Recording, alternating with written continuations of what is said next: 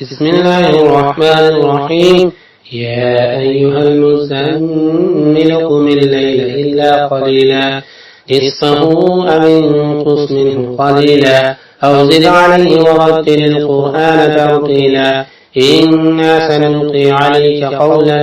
ثقيلا إن ناشئة الليل هي أشد وطئا وأقوم قيلا إن لك في النهار سبحا طويلا واذكر اسم ربك وتبتل إليه تبتيلا رب المشرق والمغرب لا إله إلا هو فاتخذه وكيلا واصبر على ما يقولون واهجرهم هجرا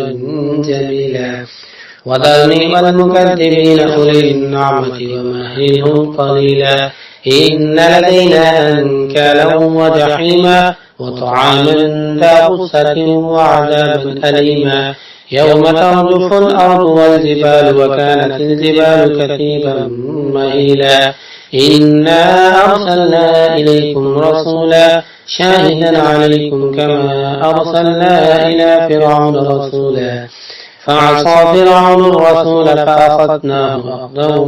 وبيلا فكيف تتقون إن كفرتم يوما يجعل الولدان شيبا السماء منفطر به كان وعده مفعولا إن هذه تذكرة فمن شاء اتخذ إلى ربه سبيلا إن ربك يعلم أنك تقوم أدنى من ثلثي الليل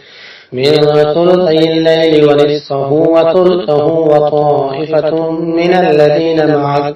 والله يقدر الليل والنهار علم أن لا تحصوا فتاب عليكم فاقرؤوا ما تيسر من القرآن علم أن سيكون منكم مرضى وآخرون يضربون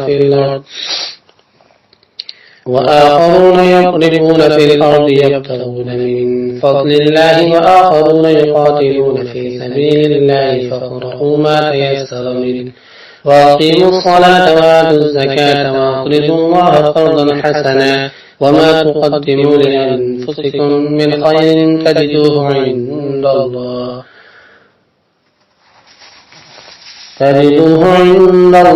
هو خيرا وأعظم أجرا واستغفروا الله إن الله غفور رحيم